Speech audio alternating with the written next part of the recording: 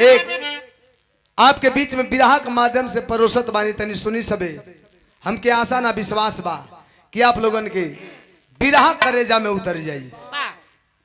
आओ मास्टर।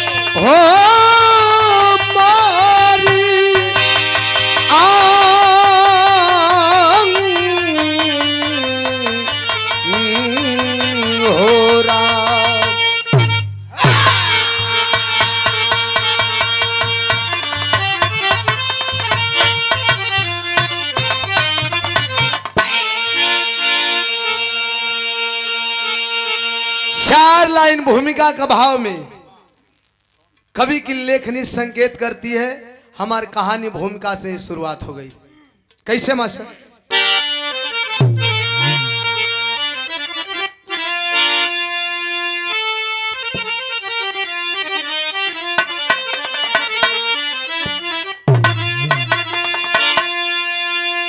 श्रावस्ती नगर में थे सेठ सुलोचन, इकलौती बेटी रही पटचारा। हुई जब सयानी सुहानी अदाले, अरे जवानी बेछल की मोहब्बत की धारा। पाबंदी बेटी पर सेठ लगाए, मर्यादा कुल की तुम्हारे आते। बिना मेरी मर्जी सगाई न करना, कलंक का टीका लगाना न माथे।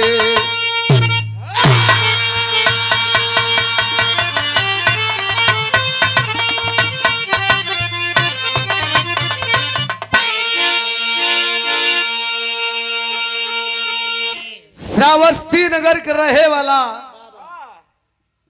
बाबू सेठ सुलोचन, जेकर एक बिटिया है नाम पर चारा बा, खूबसूरत बिया, सयान बिया। लेकिन ये समाज के जुग जमाना के रंग ढंग रवैया देख के बाबू सेठ सुलोचन जी का मन डरायल है, और यही डर के दिल में बैठा के एक दिन अपने बिटिया के पजरे बैठौलन, अपने मात का पगड़ी उतार के ओकरे पैर के लगे रख देहलन। अब बाप होते हुए भी बेटी के सामने हाथ जोड़ले बड़न। कहला कि बेटी इ त कहावत सुनले बड़ू कि जे हारल से अपने से हारल। अगर तू चाहबू ते समाज में हम शान से सर उठा के जी सकीला, सीना तान के चल सकीला, कोई से बतिया सकीला। आ तू ना चाहबू तो कहीं मुहवो दिखावे लायक ना रह। बिटिया कलश के हम समझत नहीं की, समझावत होवन।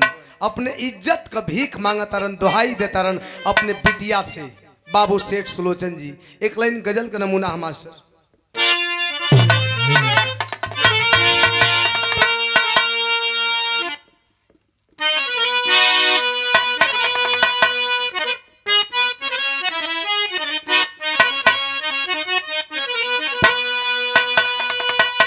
कोई आशिक अपनी बिछड़ती हुई मासूका से कहता है कि तू तो होत भोरे चल जेबू, खैर एकरा में तो हर दोषो नहीं खे, लेकिन एक निवेदन हो रहा है तो से। आशिक कहता का कहे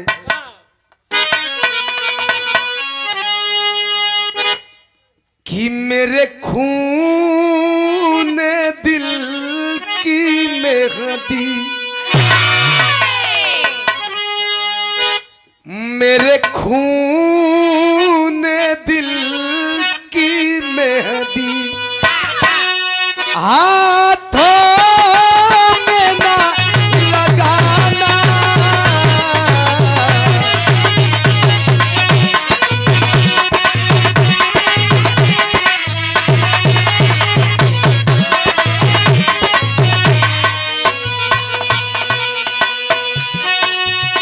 मेरे खून दिल की मेहंदी हाथों में ना लगाना,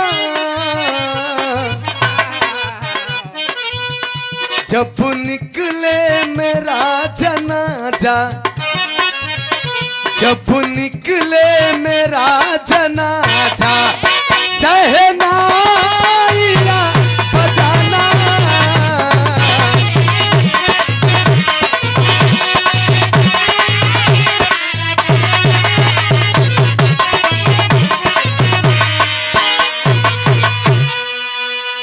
लेकिन बाबू सेठ सुलोचन जी अपनी बिटिया पर चारा के बैठेले हुए सामने, अपन पगड़ी ओकरे पैर के लगे रखले हुए घोड़े तर, हाथ जोड़ के अपने इज्जत का भीख मांगत रन, दुहाई देत रन, कहत रन का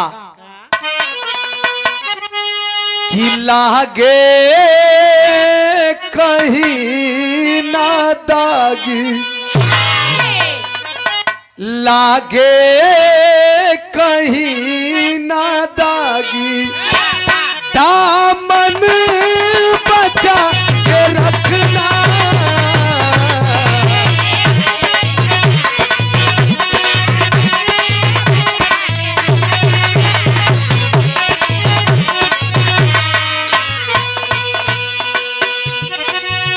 लागे कहीं ना दागी, दामन बचा के रखना, कहीं टूटने न पाए, कहीं टूटने न पाए, सपना सजा के रखना,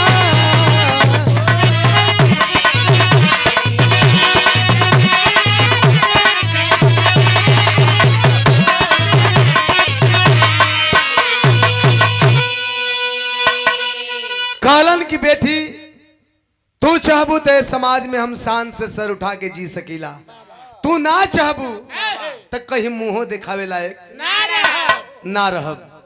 बिटिया कलश कहल का चाहता नहीं, कहला कि कहे के ये बा, अब तू तो जनते बाड़ू ये समाज का रंग ढंग, कि ये समाज में बनावे वाला लोग कम मिली है और बिगाड़े वाला लोगन की संख्या अगर बनत रही तो कोई पजरे ना जाई हो भैया, ये सच्चाई है।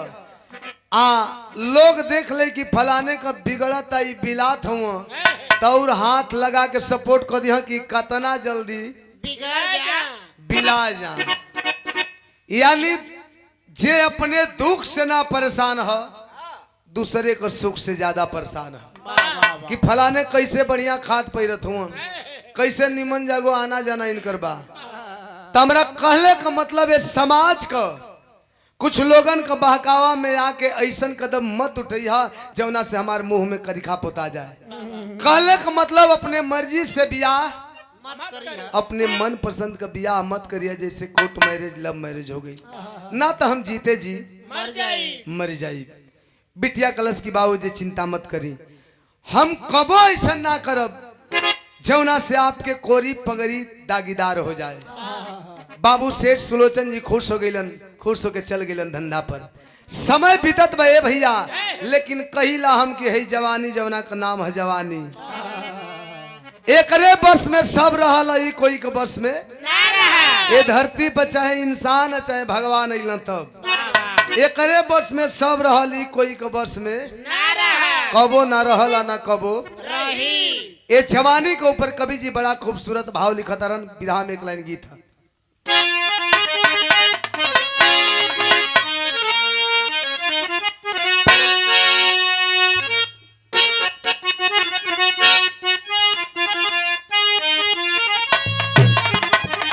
कौन दुल्ही का दुल्हा नशेड़ी है, कहूँ नशा बाकी ना है। एक दिन निकलल मूड बना के तो कहीं देसी मिल गई, कहीं अंग्रेजी मिल गई, कहीं बियर मिल गई, कहीं 2-4 फूंक चिलम मिल गई, गांजा। और लास्ट में पहुंच गल तड़ी खाना में। ओइजा पहुंचल तो कुल कई किस्म का भिड़ गई, लड़ गई, ओइजे अपन पड़ गल। रात बिता देहलस, बिहान भइले कुल अपन जौने भेष में है वैसे ही बिना मुंह से धोले घरे पहुंचल। जाके छप्पा मार के मुंह धो के फिर तैयारी बनौले है निकलही का। दुल्ही कालर पीछे से पकड़ के औरहन देतिया। गुस्सा में है लेकिन गुस्सा में भी प्यार है। का कह दिया,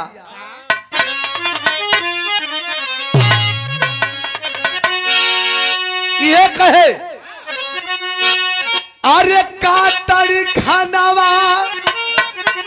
एक किनार भैया मेहरारू कब ओरहन दिले हुई तो समझ ले हुई कि प्यार में डांटतिया कि नफरत ले ले बिया। ये समझ में आ जाला। कहतिया अरे का तड़ी खानावा में जाय सुत गईला। अरे का तड़ी खानावा में जाय सुत गईला। हमार बलमू रात को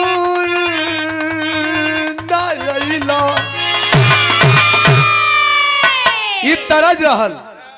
लेकिन ही जवानी के ऊपर भाव कभी का कैसे। अरे धन दौलतिया छुपे सोना चांदी। अरे धन दौलतिया छुपे सोना चांदी। छुपे नाही पर्दे में जवानी।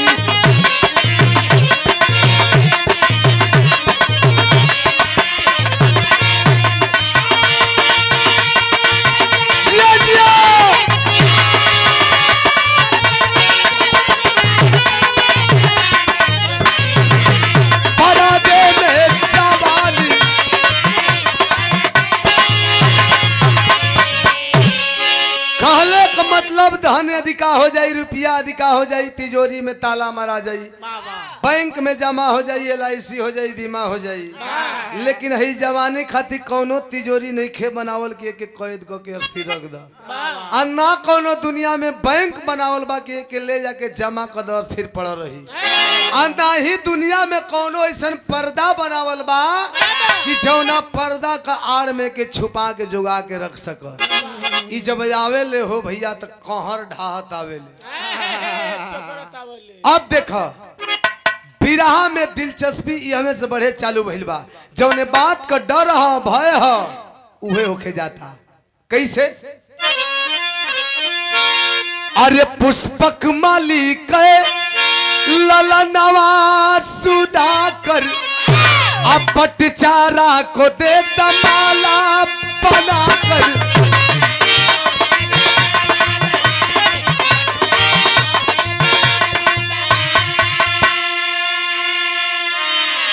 अरे डूब गई ले दोनों पर मवा के पानी। डूब गई ले दोनों पर मवा के पानी। छुपाए नहीं परदे में जवानी।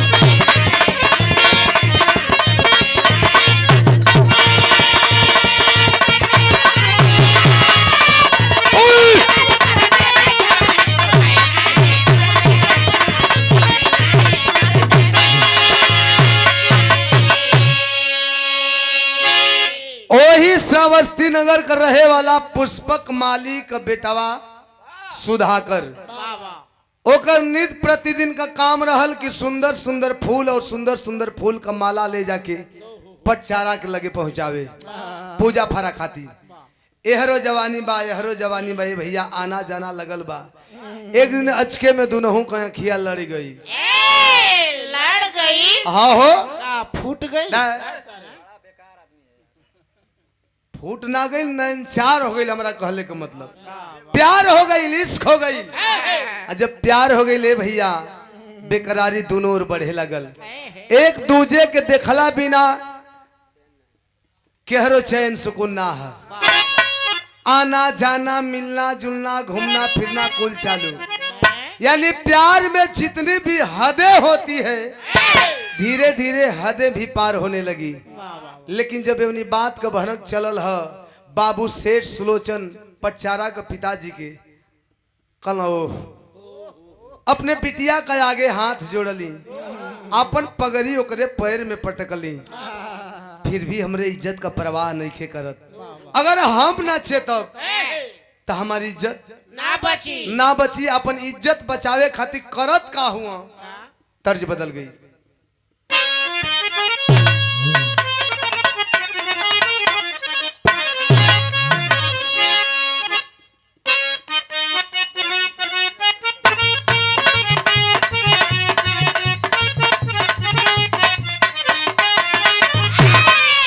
तरस से बढ़िया भाव हाँ बाबू सेठ सुलोचन जी इज्जत बचावे बदे करत का हुआ।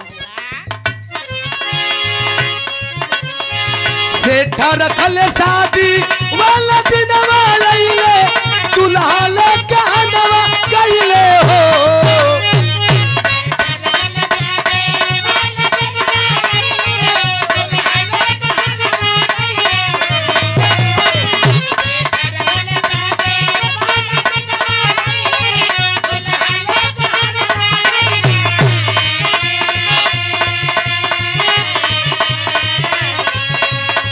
सेठा रखल शादी वाला दिन वाले दुल्हा ले कहनवा गईले हो। केहू जानलस ना धोखावा के मार भइली दुल्हिन फरार भइली हो। केहू जानलस ना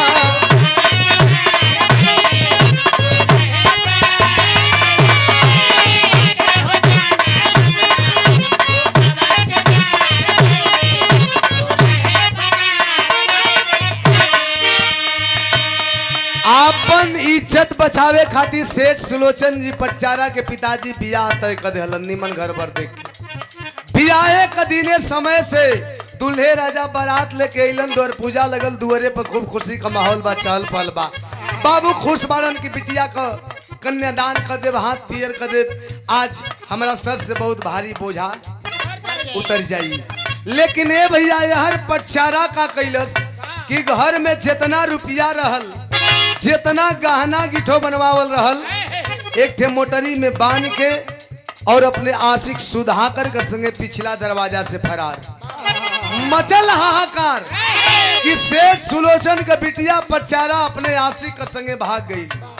अब तो सेठ जी का मुँह करीखा न पोता गई। कहाँ मुंह दिखावे लायक बचल इज्जत माटी में मिल गई।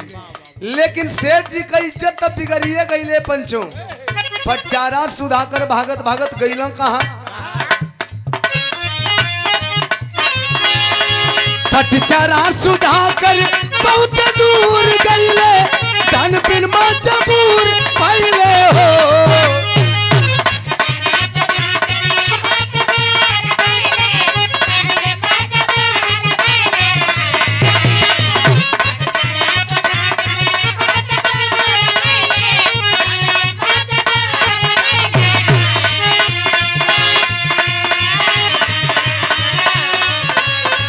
पटचारा सुधाकर बहुत दूर गईले धन बिन मजबूर भइले हो। गोड़ा गारू भयल जिंदगी तबार भइली दुल्हिन फरार भइली हो।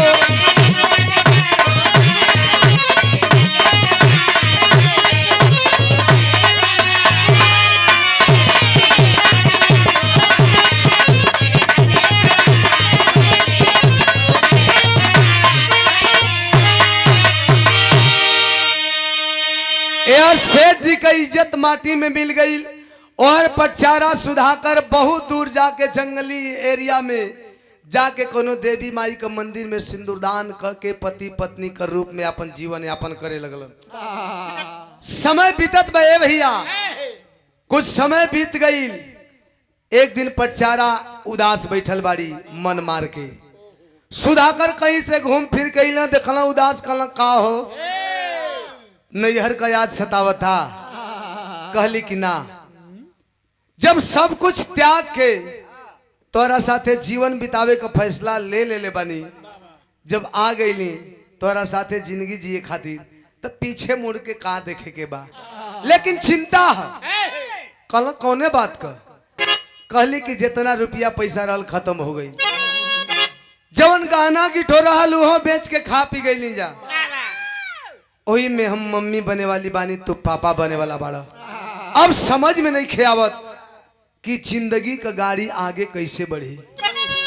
सुधाकर कहला कि चिंता मत करा, हमरा पर भरोसा करके हमरे साथे जीवन बितावे का फैसला ले लेहु न, तो से वादा करतानी कि हमरे जीते जी तो के दुख को परछाइयों टच ना करी। कैलन का कवि जी टेरी के भाव बताओ थरन।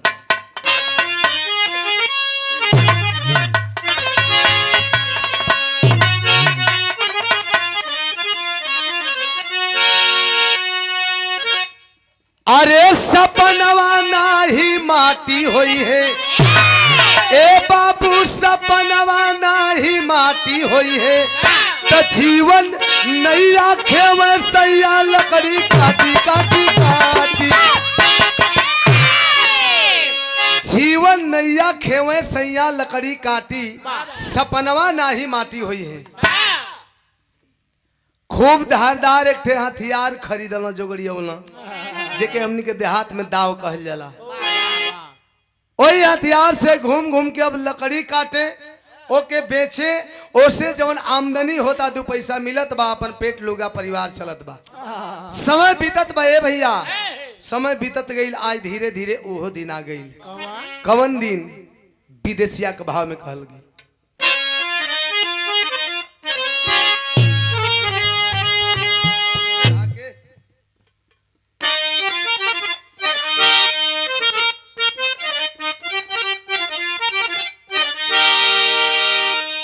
कि जैसे गर्भवती माई जानकी जंगलावा में असिया बहाई चुनु मवली लाला नवा, ओइसे पटचारा एक लाल जनमवाली हो, 3 साल बीतला गरीबिया में दिनवा। समय अनुसार प्रसव पीड़ा हुआ, पटचारा एक बच्चे को जन्म देती है। धीरे धीरे समय बीत गई 3 साल का, यानी वो लड़का 3 साल का हो गल। तब दूसरा गर्भ धारण कैली पटचारा जब, अकाल सुदा कर के ढाई के चरणवा। 3 साल बाद जब दूसर का गर्भ धारण कैले, दुख बर्दाश्त नहीं के हो, एक दिन जाके आंख में आंसू लेके अपने पति सुधाकर का जाके पांव पकड़ लेली, बिलखा तारी, अर्जी कर तारी, निहोरा कर तारी। का इतन बिनती आबा तो हसे हमार स्वामी, अहम के पेटाई देबो बाबुल के भावनवा। आंख में आंसू लेके रोहत बिलखत बड़ी की सैया, जितना हो सकल दुख बर्दाश्त कैली, वही दुख में एक ठे लड़को पैदा कर देली। अब दुख बर्दाश्त नहीं के हो, इतने रउआ से विनती बाकी हमके हमरे बाबूजी का लगे पहुंचा दी। हो सके तो रउआ चली, मानत तनी हमन से गलती भइल बा, लेकिन जब मम्मी पापा छोट छोट बचवन का मासूम चेहरा देखियन, हमने का गलती भुला के हमने के अपना लिया, लेकिन हमके हमरे बाबूजी का लगे पहुंचा दी। जब इतनी बात सुधाकर सुनना है ये बाबू, सुधाकर पटचारा के समझावत हरन। ठीक बा, तनी एक हमार बात सुन ला, ओकरा बात जैसन बुझाई करिया। समझावत हो तर्ज बदल गई।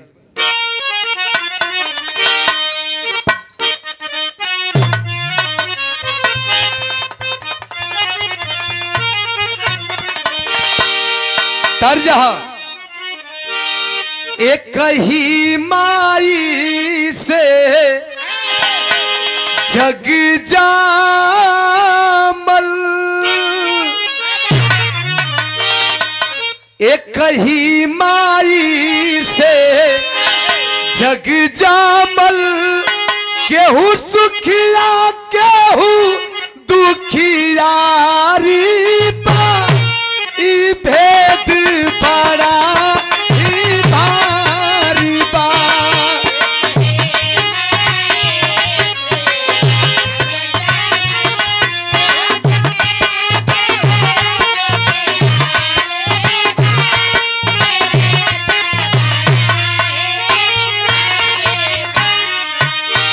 लेकिन सुधाकर अपनी पत्नी पटचारा के समझाओ तरन, नैहर जाए कह तरु ना।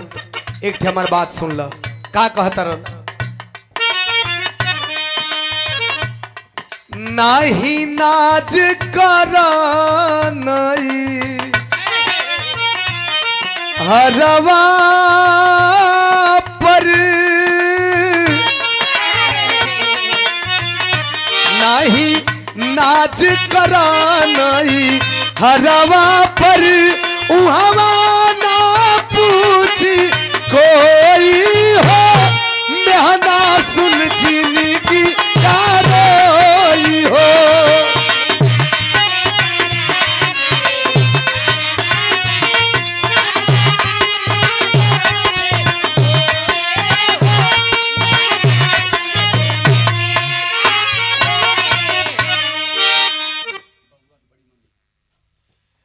बबुआ के बड़की मम्मी जी के द्वारा ए सादर 200 रुपया आपके चरणों में कोट से नमन से भैया लोग के प्रणाम बा और बबुआ के आशीर्वाद बा। सुधाकर समझावत हरन, नैहर जाए कहतरु। एक बात जान ला, वहां गईले के बाद तो के मेहनत ताना का अलावा और कुछ मिले वाला ना है। काहे जाना तरु, ए जमाना में कुछ पुरखा पुरनिया लोग बुजुर्ग लोग एक कहावत कर ले बा, जवन कटु सत्य बा अमीट बा, कबो झुठला ना सकेला। कारण तनी जान ला, लोग का कहले बा,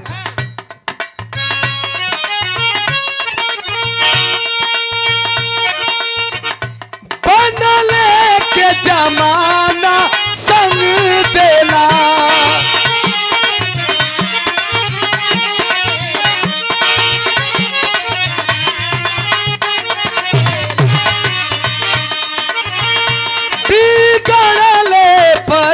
ना सुधीर लेला।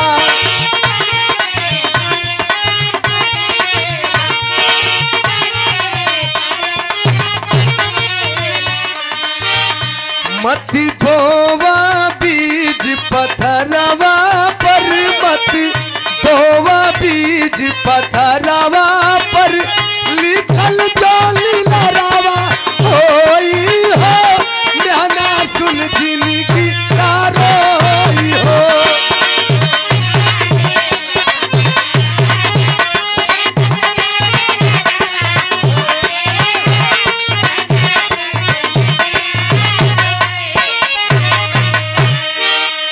समझावत अरन कि नैहर जैबू मेहनत आना का अलावा और कुछ ना मिली।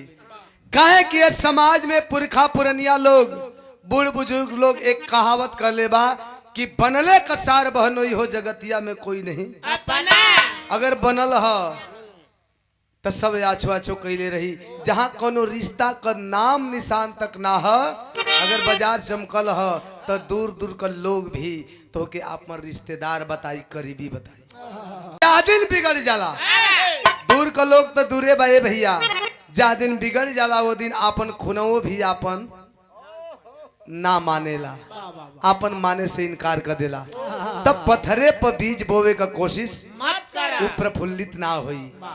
इतना कुछ समझौला के बाद भी पचारा अपने जीत पड़ल है। कली तू जइब तबो ठीक है, ना जइब तबो ठीक। लेकिन हम जाइब। सुधाकर कहला ऐसे कैसे हो सकेला, हमार फर्ज रहल समझावे का, समझा दिली ना समझबू चल लेके चल रहलन सुधाकर पचारा। एक ठे लड़कवा जौना को उमरिया मात्र 3 साल। जंगल का रास्ता बा ए भैया, आधा जंगल अबे पार कैले हुवन। तब तक एकाएक मौसम में परिवर्तन, आंधी तूफान मूसलाधार बारिश। वही में जौन पटचारा का दूसर का गर्भ है, समय पूरा हो चुकल बा, प्रसव पीड़ा चालू हो गई, दर्द बर्दाश्त ना भइल, बेहोश होके गिर गईली। सुधाकर पड़ना बड़ा फेरा में कि अब हम का करी, मौसम भी खराब, पत्नी की तबीयत भी खराब, करी तो का करी। वहां का दृश्य कैसन है, माहौल कैसन है, तर्ज बदल गई।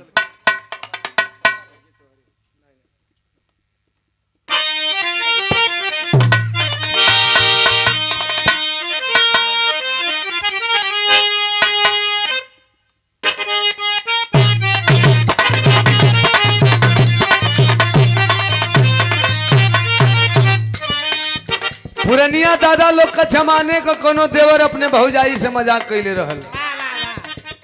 मजाक में भी अंतर हो गल बा। आज का देवर भौजाई से मजाक कर दिया सब, तो अगर सगा देवर हो तो बिहान भैले बांट बखरा हो ही जाए के बा।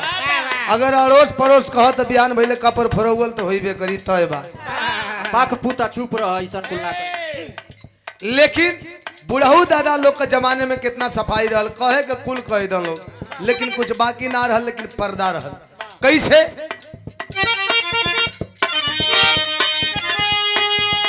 कि भौजी सगरी नु हो,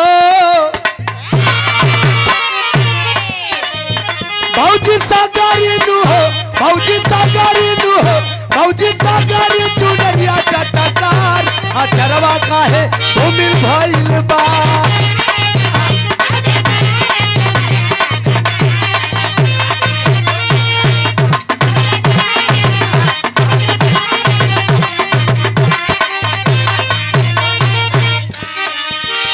तरज रहल, लेकिन दृश्य कैसन है, बेहोश पटचारा है, मौसम गड़बड़ायल है। कवि जी लिखा तरन कि बारिश से पनियानु हो, बरसे पनियानु हो, बरसे पनियानु हो, बरसे पनिया सवनावा के धार गुजरिया गनगन कांपे लागल हो।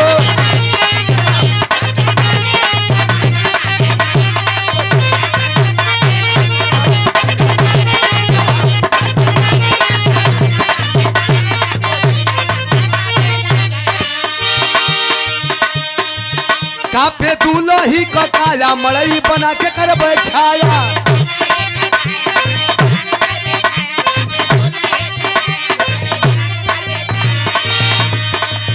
दूर जाके काटे हो, दूर जाके काटे हो, दूर जाके काटे पेड़ावा का डार गुजरिया गनगन कापे लागल हो।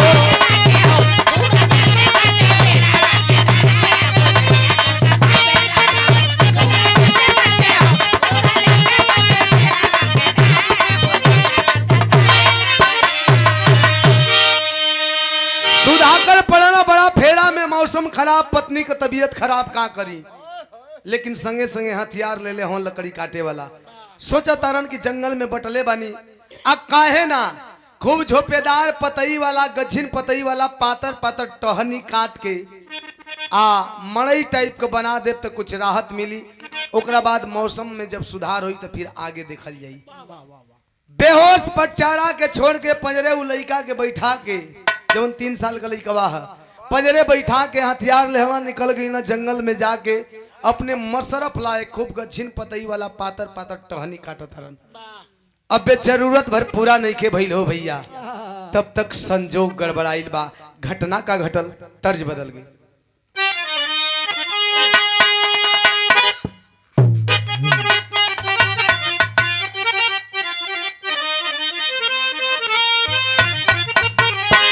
तर्ज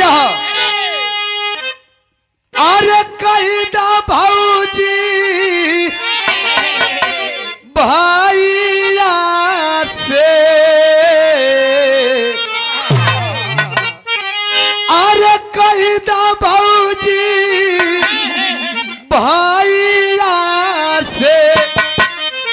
कई दे मोर गावा नवारा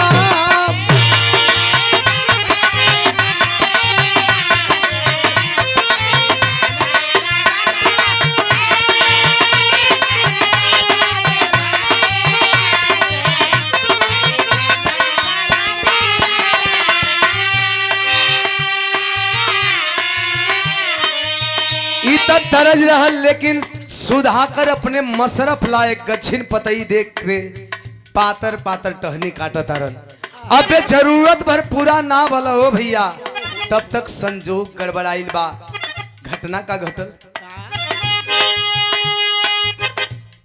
अरे सापावा लिपट के काटा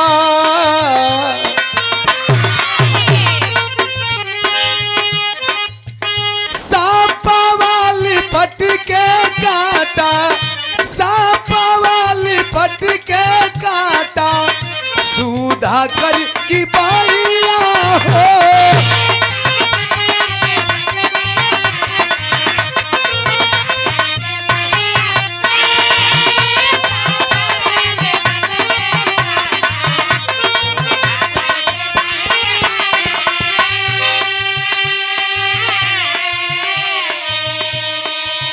सापावाली पट के काटा अरे सुधाकर की भैया हो उदारा प्रसव पीरा उदारा प्रसव पीरा जो हेले दुलाहिया हो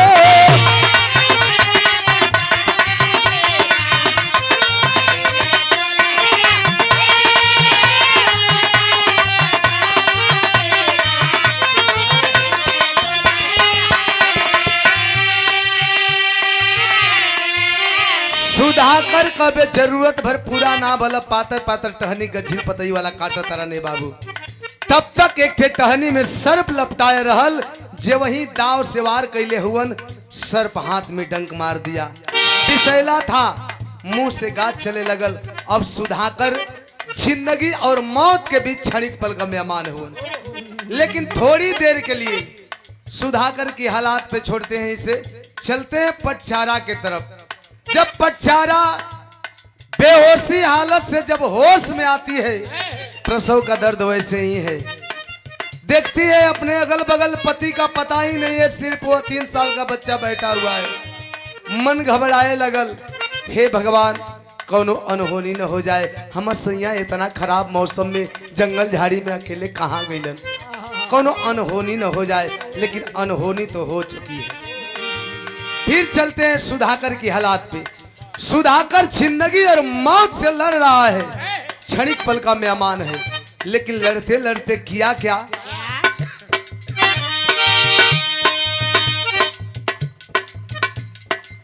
साही के सुधाकर दुकड़ा ना गवा के कइले दुकड़ा।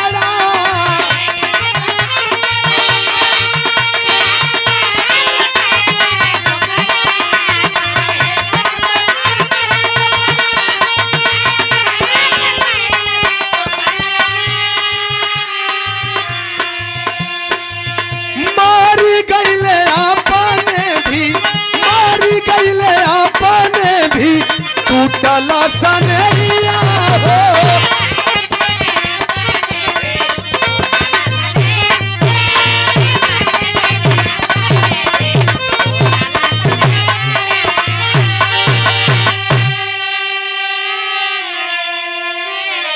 ए भैया, सुधाकर जिंदगी और मौत से लड़ते लड़ते जिस हथियार से टहनी काट रहा था, उसी हथियार से सर्प को भी मार दिया, काट दिया। सर्प भी मर गया और सुधाकर भी इस दुनिया से अलविदा हो गया, मर गया। उधर पटचारा होश में आती है, प्रसव का दर्द वैसे ही है। किसी तरह से वह दर्द और दुख बर्दाश्त करके दूसरे बच्चे को भी जन्म देती है। रुआ लोग जानीला, ये पूरे भूभाग पे प्रसव का दर्द क्या होता है, एक मां के अलावा इस चीज का कोई कल्पना भी नहीं कर सकता। सिर्फ मां ही कल्पना कर सकती है और बता सकती है, बयां कर सकती है। लेकिन वह लोग इहो जानता नहीं, जब लड़का पैदा होला तो नार लाग रहेला। हॉस्पिटल में नर्स होली नार काटे बदे, जंगल में कोई ना हा, लेकिन पचारा कैसे नार काटत है। दू ठे पत्थर जोगड़ियौली, एक पत्थर नीचे वही पर नार रख के दूसर के पत्थरे से थोर थोर के कूच के नार काट दे। अब हाले का जन्मल लड़का के आंचल में लेके और बड़का लड़का जौना कुमरिया मात्र 3 साल हाथ पकड़ के जंगले जंगल बने बने भटकत ही अपने पति के तलाश में।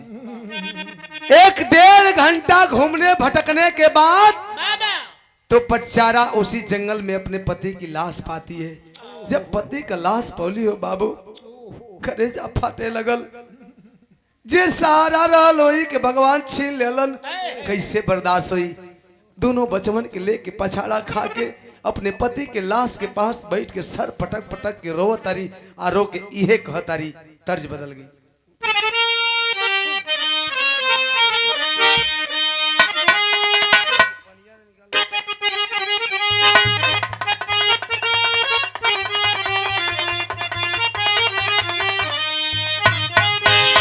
तर्ज हाँ माई बहिन लोग गावेली कैसे। अरे गंगा माई के अरे ऊंच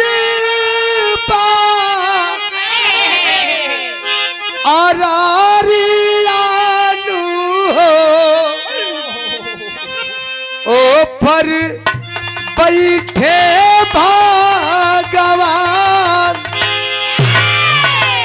लेकिन आज पचारा अपने पति के लाश के पास बैठ के दोनों बचवन के लेके रोवतरी, सर पटक पटक के रोवतरी, आ रो रो के इहे कहतरी का।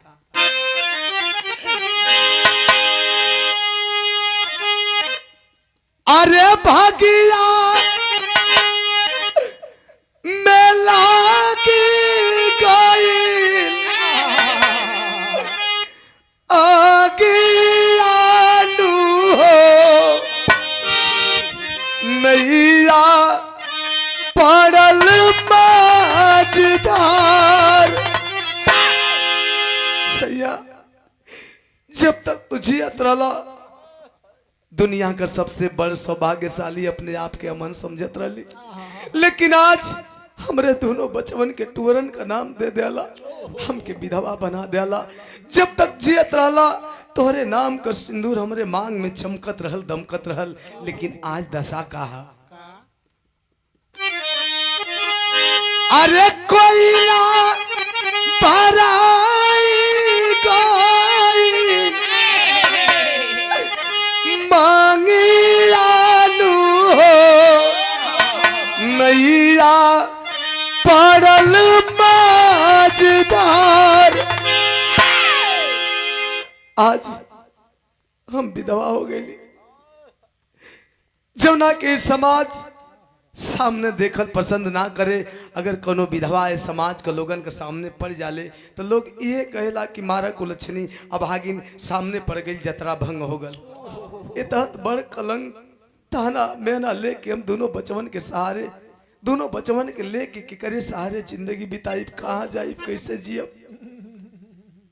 लेकिन वह अबला जात रोने धोने के अलावा कर ही क्या सकती थी।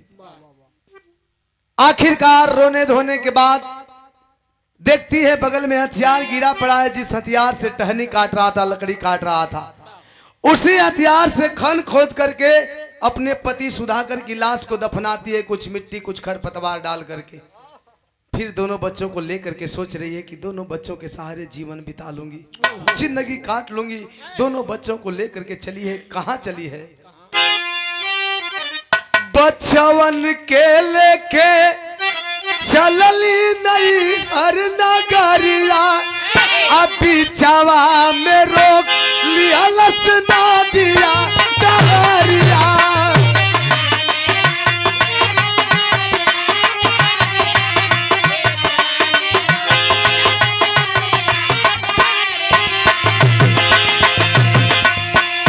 अरे के धोई दर्द दिल के जागियानु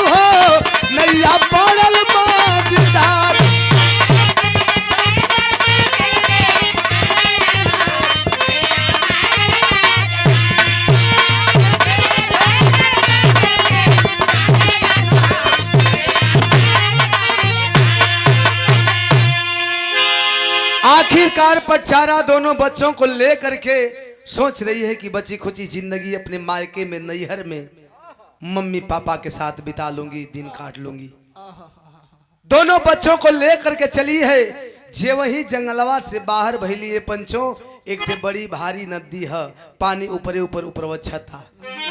नदी के किनारे बैठ कर रोवे लगली, झंके लगली कि बाहर प्रभु किस कलम से हमारी तकदीर आपने संवारी है, किस जुर्म की सजा दे रहे हो। अकेले होती तो कैसो नदी पार कर जाती, दूठे छोट छोट बच्चा हुन, एहनी के लेके हम नदी कैसे पार करी। बैठ के रो तारी, झंखा तारी। 2-4-5 मिनट बीतल है भैया, तब तक पटचारा के दिमाग में उपाय सुझल बा।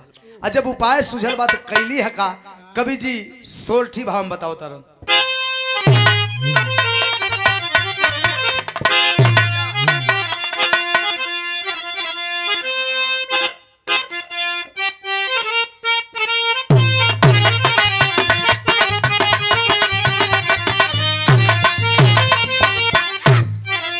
दिमाग में उपाय आइल है तो कैली हका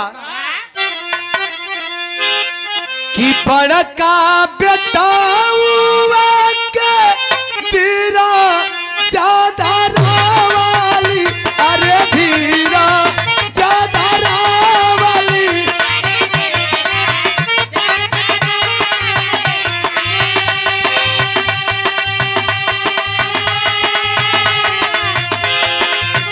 बड़का बेटा के धीरा ज्यादा रावाली, अरे धीरा ज्यादा रावाली।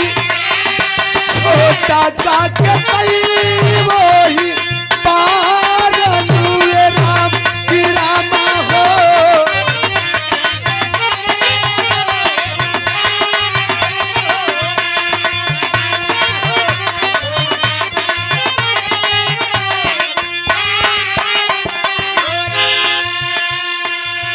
ए भैया बड़का लड़कवा के समझावत रही कि बेटा तू इहे में बैठा, तब तक हम छोटका बचवा के नदी का ओ पार पहुंचा के आई, तब फिर लेके तो के चलब।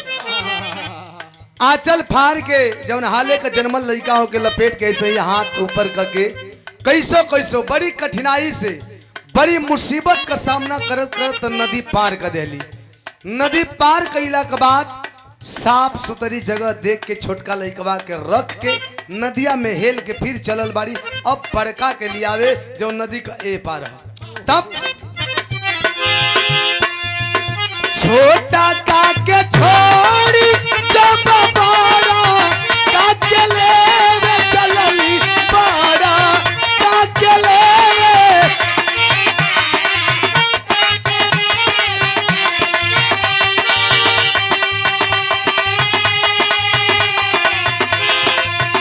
छोटा काके छोड़ी जब बड़ा काके लेवे चलली, बड़ा काके लेवे। छोटा का पतिदायक कैलस वार नुए राम की रामा हो।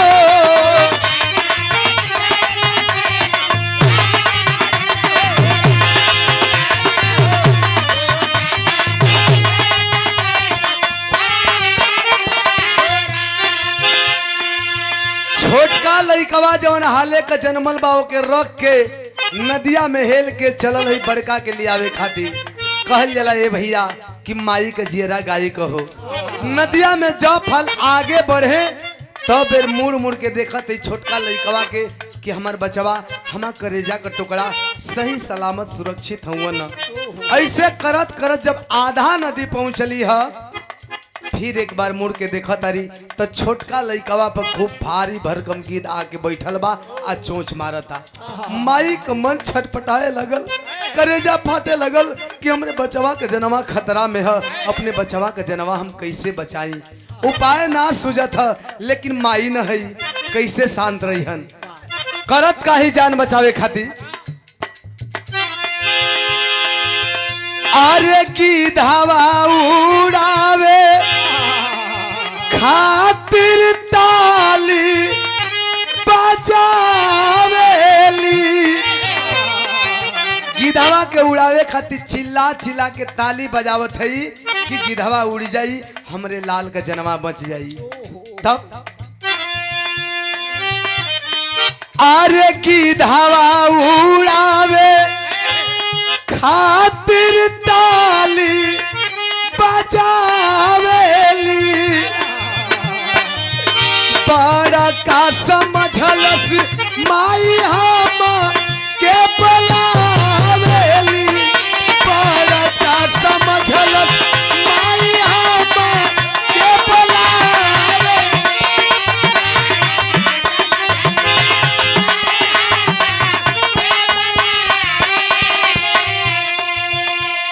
माई बच्चारा गिधवा के उड़ावे खातिर चिल्ला के ताली बजावत अरे कि गिधवा उड़ जाई हमरे बचवा का जनवा बच जाई। लेकिन जब नदिया का ए पार बड़का लइका जौना को उमरिया मात्र 3 साल है। 3 साल का लइका का बुद्धिए कितना ओकरे मन में गलत फहमी समा गई कि लगत था हमार माई हमें बुलावत हिया। ऐजे तो भारी मिस्टेक भइल कैले कहा नदिया में हेली गयल पानी या में बही गयल पानी या में बही गयल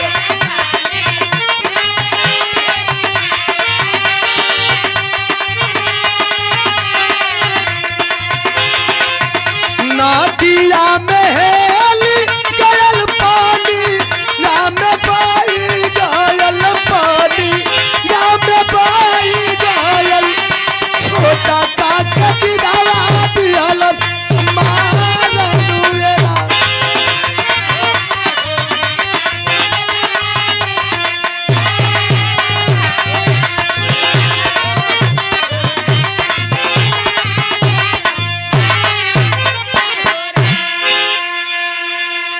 माई पछारा गिधवा उड़ावे खातिर चिल्ला चिल्ला ताली बजावत रही कि गिधवा उड़ जाई बचवा के जनवा बच जाई। लेकिन नदिया का यह परवा बड़का लइकवा जौना के उम्र मात्र 3 साल ओकरे मन में गलत फहमी समा गई कि लागता हमर माई हमें बुलावत हिया। इतने सोचले के बाद नदी में जेवही हेलल बे भैया नदी का तेज धारा के संगे डूबे उतराए लगल। माई पचारा देखत इस समनवे हमार बचवा पनिया में डूबत हुवन अपने लाल का जनवा हम कैसे बचा ले। कोशिश कैली एक आध लाठी आगे गईली तब तक वह बड़ा बेटा नदी की तेज धाराओं के साथ डूबते उतराते आंखों से बहुत दूर निकल गया। माई पछारा रोए लगली करेजा फाटत बा कि हमार बचवा हमरे जिंदगी से बहुत दूर निकल गईलन। अब हमार बचवा कबो हाथे फिर सोचा तारी कि कम से कम बड़का लइकवा के ना बचौली तो कम से कम छोटका लइकवा के बचा ली। जब मुड़ के देखा तारी तो छोटका लइकवा के गिधवा मार के खा गल बा हो बाबू। थोड़ा सा खून से लथपथ मांस का लोथड़ा लौकत बा। आज माही पटचारा नदी के बीच धारा में खड़ा होके रोत बाड़ी चंकत बाड़ी आ रो रो के इहे कह तारी पपट बा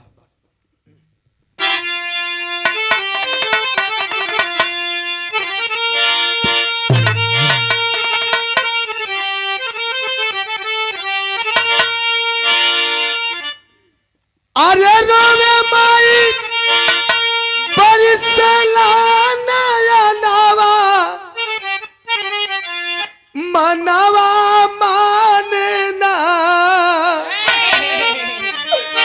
आय अपना मिली है गोदिया के सुगनवा। रोवतरी कि अब हमार दोनों बचवा कबो सपनों में नजर ना आयन हकीकत में तो दूर बा कबो सपनों में नजर ना आयन। अब हम कैसे जियब के करे सहारे जिंदगी बिताई। लेकिन बाहर पटचारा फिर भी अपनी जिंदगी से हार नहीं मानती है। रोते धोते नदी से बाहर आई है। सोच रही है कि बची कुची जिंदगी मम्मी पापा के साथ मायके में नैहर में बिता लूंगी। चली है मायके की तरफ। तब गईली नैहर के पजरा एक दादा मिले पुरनिया हो आरो रो के पटचारायापन कहली कुल कानिया हो। जब नैहर के नजदीके पहुंचली एक टे बुढ़ऊ दादा से मुलाकात भई। बुढ़ऊ दादा दूरवे से देख के पहचान गईलन, पजरे गईलन, कहलन बेटी तू सेठ सुलोचन की बिटिया पटचारा हो ना? रोने लगी कि हाँ बाबा मैं ही हूं, अभागन हूं। बेटी रो रही हो, लग रहा है तुम्हारे ऊपर कोई भारी मुसीबत पड़ी है। रोने लगी, कहती है बाबा भारी मुसीबत मत कहिए, बल्कि दुख का पहाड़ टूट पड़ा है। मेरे पति को सर्प डस लिया, पति मर गए, बड़ा बेटा पानी में डूब गया और मेरी छोटी सी नन्ही सी जान को गीद मार करके खा गया। सोच रही हूँ अब बची खुची जिंदगी ले करके कहाँ जाऊंगी। बची खुची जिंदगी अपने मम्मी पापा के साथ अपने नैहर में बिता लूंगी। जब इतनी बतिया बुढ़ऊ दादा सुनना है तब अरे दादा का कीमत जाने जे भवनवा मनवा माने ना, अब वापस चल जा बेटी मानी कहनवा मनवा माने ना। बुढ़ऊ दादा कलंक कोई फायदा नहीं, लौट जाओ वापस, जहां से आई हो वहीं पे लौट जाओ, अब कोई फायदा नहीं है, बहुत देर हो चुकी है। रोने लगी पटचारा, बाबा मैं अबला जात असहाय अवस्था में कहां जाऊंगी, कौन मुझे सहारा देगा? आप ऐसे कर रहे हैं, अरे कौन सा इंसान होगा कि एक अबला का इतना दुख दर्द सुनने के बाद उसका कलेजा नहीं फट जाएगा। और आप हैं कि पत्थर बने पड़े हैं। मैं मानती हूं हमसे भूल हुई है, एक छोटी सी चूक, छोटी सी भूल प्यार करने की, लेकिन इस भूल की इतनी बड़ी सजा तो नहीं होगी कि मेरे घर परिवार के लोग, मेरे गांव समाज के लोग मेरे मम्मी पापा नहीं अपनाएंगे। बुढ़ऊ दादा कहलन नहीं बेटी ऐसी बात नहीं है, शायद जो मैं कहना चाहता हूं तुम समझ नहीं पा रही हो, तो बाबा फिर समझाओ ना, आप क्यों ऐसे कर रहे हो, मैं कहां जाऊंगी? बुढ़ऊ दादा आंख में आंसू छलछलायल बाबू कर दुख देख के कहला कहना तो नहीं चाहता था, लेकिन जब तू जिद कर रही है तब तो बताना पड़ेगा। कवि जी आल्हा का भाव में लिखा था,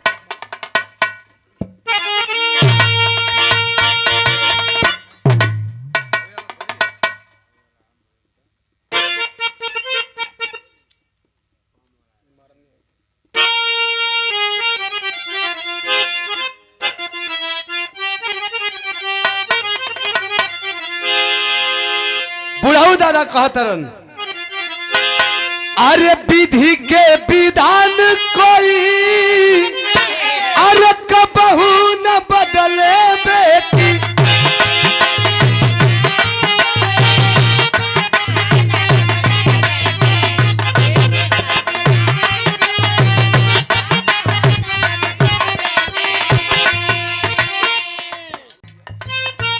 लेकिन बुढ़ऊ दादा कहतरन विधि के विधान कोई कबहू न बदले बेटी,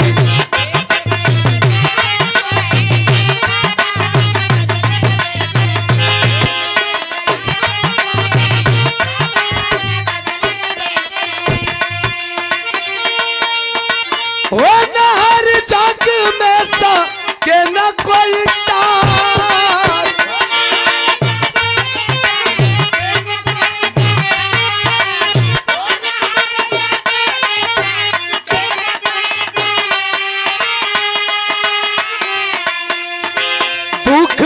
पहाड़ गिरल तोहरे ऊपर वाले बेटी,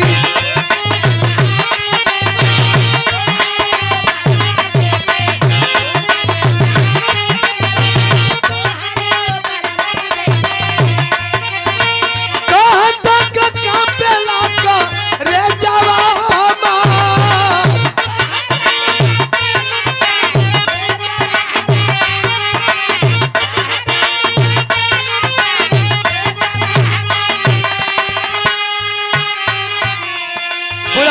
कहतरन की बेटी एक बात दिल दिमाग में बैठा लेना, खूंटा बांध लेना, जो विधि का लेख होता है विधाता ने जो लिख दिया, जिसके माथे पे लकीर खींच दिया, जिसके किस्मत में जो रेखा खींच दिया, उसे मिटाने वाला ना कोई माई का लाल पैदा हुआ है और ना ही कभी इस भूभाग पे पैदा होगा। जो होनी अनहोनी होने को रहेगी हो जाएगी, उसे कोई टाल नहीं सकता। और तेरा दुख मैं क्या कहूं, तेरा दुख देखने और सुनने के बाद तो यही प्रतीत होता है कि तेरे जीवन में एक नहीं दो नहीं बल्कि पूरा दुख का पहाड़ ही टूट पड़ा है। मेरी हिम्मत नहीं गवाही दे रही है कि तेरे ही दुख का बयां तुझसे करूं, लेकिन यदि अगर तुझ में सहने और सुनने की क्षमता है तो सुन। बुढ़ऊ दादा बताओ तरन का एक रतिया में भारी आयला तू बनवा बेटी,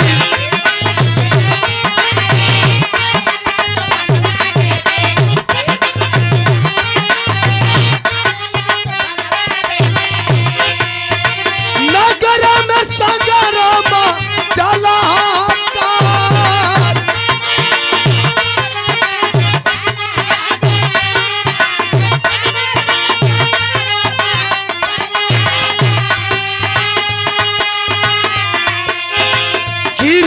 पेड़ ढाही गयल तुम्हारे घरवा बेटी,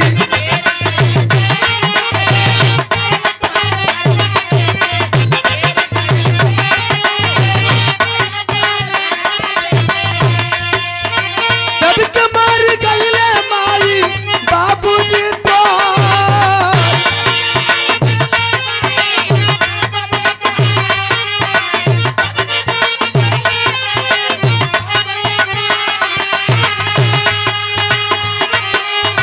सुनली पतिचारा माई बाबू के मरनवा पंचो,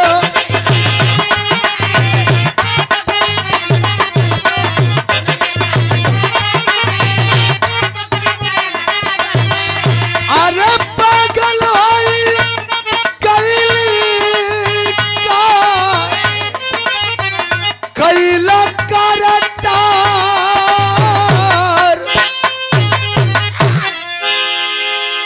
बुढ़ऊ दादा कालन की सुनो, हमारी हिम्मत तो नहीं है कि तेरे दुख का बयां तुझसे कर पाऊं, लेकिन यदि तुझ में सहने और सुनने की क्षमता है तो सुन।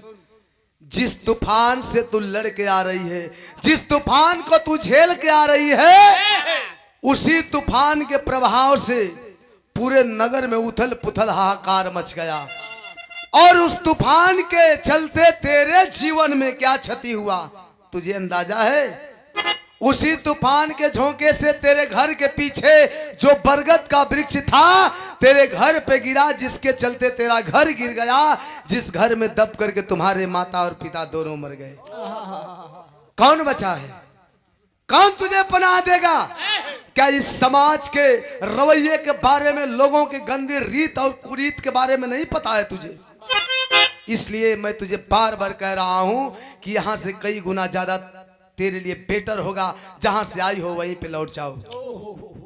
ए भैया, रुआ लोग महान बानी, बुद्धिजीवी बानी, जिकरे जीवन में एक ना दो ना बल्कि 5-5 मौत का सदमा हो, वो 24 घंटा के अंदर में, एक ही दिन में कैसे बर्दाश्त हो पाएगा? पटचारा के साथ भी वही हुआ, पति मर गए, दोनों बच्चे मर गए, माता पिता मर गए, 5-5 मौत का सदमा बर्दाश्त नहीं हुआ, दिमागी संतुलन बिगड़ गया। जब दिमागी संतुलन बिगड़ गया, पागल हो गई, तो कवि जी सदर भाव बताते, अरे फाड़ फाड़ फेंक दियाली तनवा के बसानावा,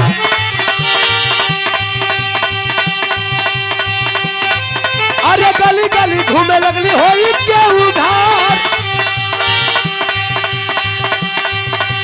अरे देखेला तमाशा मारे लोगवा पथारावा, अरे तनवा के ढाके जे गिराल समझदार, अरे घूमत घूमत पगली गई जत बनवा में, अरे जहां भगतन के रहे भीड़ बड़ी यार, अरे भगवान बुद्ध उपदेश देत रहल, अरे पगली के के देखी सब काहे मार मार।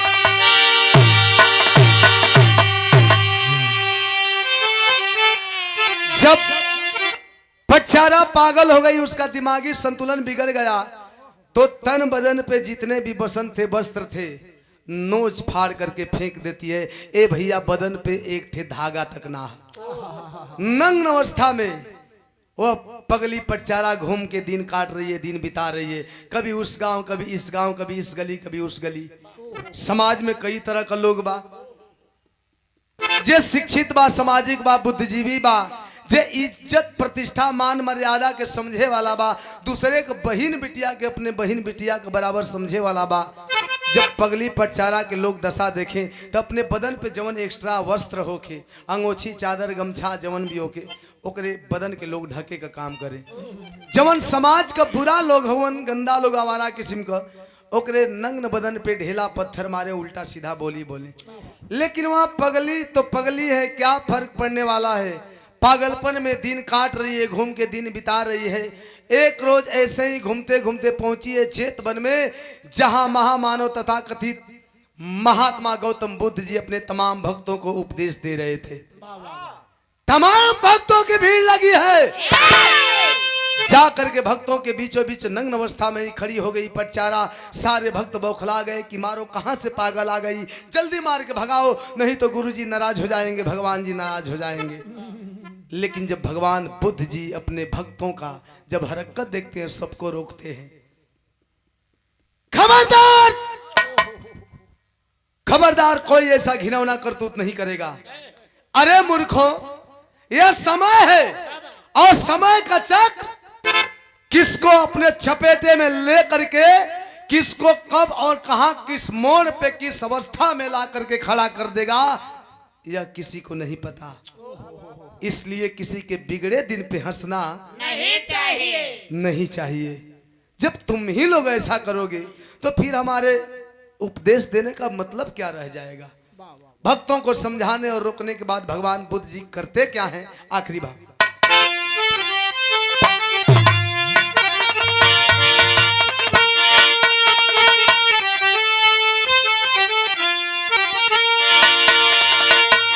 अरे भगवान बुद्ध कुल पूजा पतिया, दयावा लग जा हमारी छतिया, धर्म के बिटिया।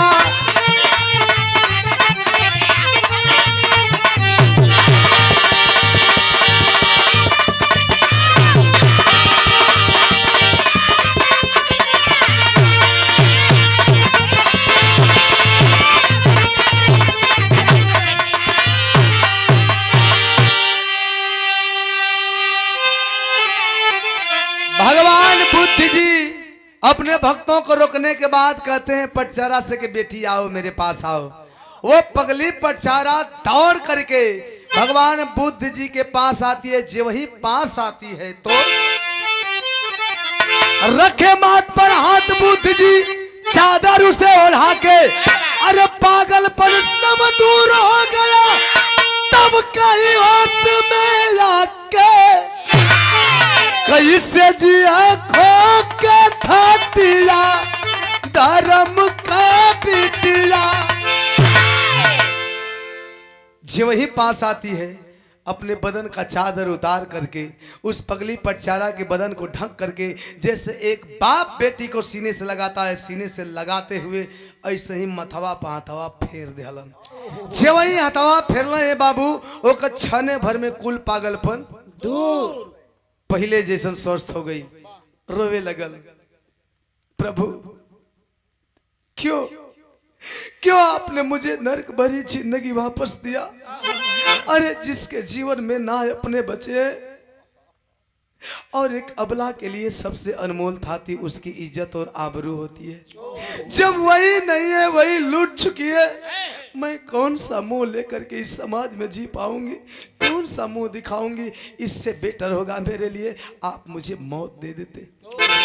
जब इतनी बात सुने भगवान बुद्ध जी तो बोल पड़े,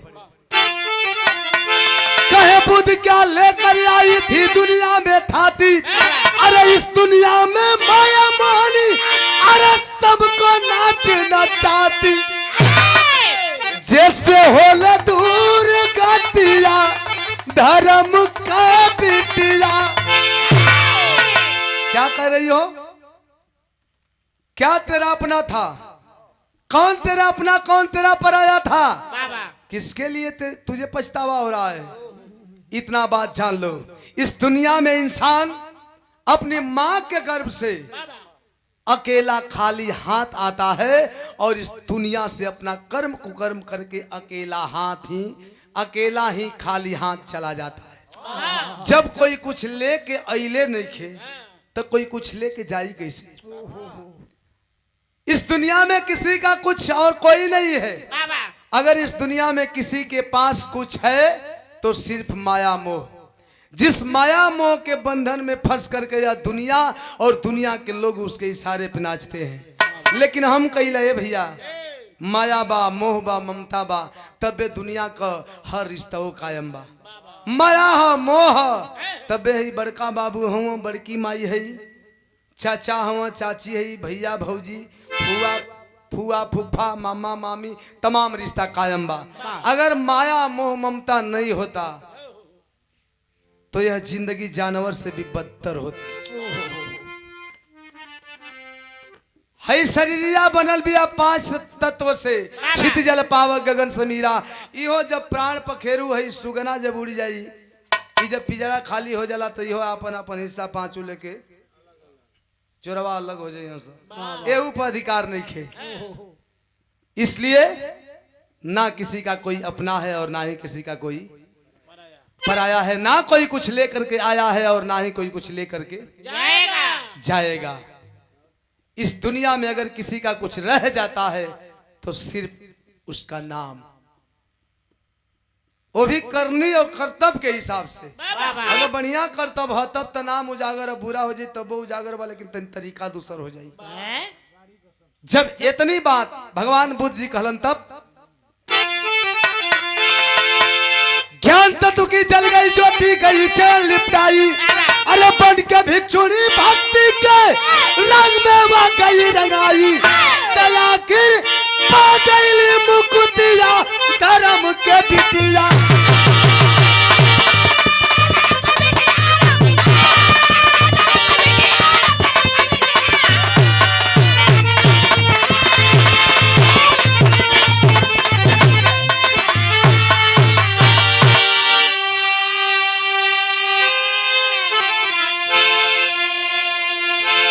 अंततो गत्वा प्रमाण मिला कि भगवान बुद्ध जी के उपदेश के द्वारा पचारा को ज्ञान प्राप्त हुआ और उन्हीं के चरणों में उसे भक्ति और मुक्ति दोनों प्रदान हुई। हमारा कहने का मतलब कि इंसान का जीवन में 24 घंटा समय बा। 24 घंटा में 4-6 घंटा आदमी आराम कर लेला, भोग विलास में बिता देला। लेकिन वही में जवन समय बचेला अपन बिजनेस धंधा हितई नतई कुल निभावेला। लेकिन ओहू में से सिर्फ 2 मिनट का वक्त हम काट करके निकाल करके उस परम पिता परमेश्वर को याद कर ले तो हमारी और आपकी जीवन रूपी नैया भवसागर रूपी संसार से पार हो जाएगी, पार हो जाएगी। बारे आसाराम को साढ़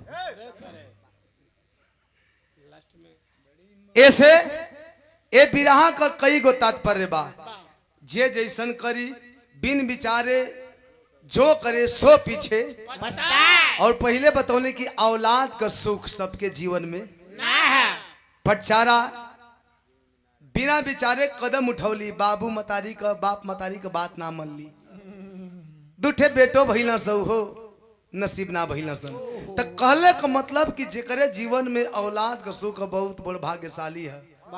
आ जेकरे जीवन में औलाद का सुख ना है ओकर किस्मत के का कहे के बा। आखिरी भाव गुरु गणेश गुरु रामलाल के स्वर्ग में बच्चन पावन रामदेव चंद का कवि पुजारी राम।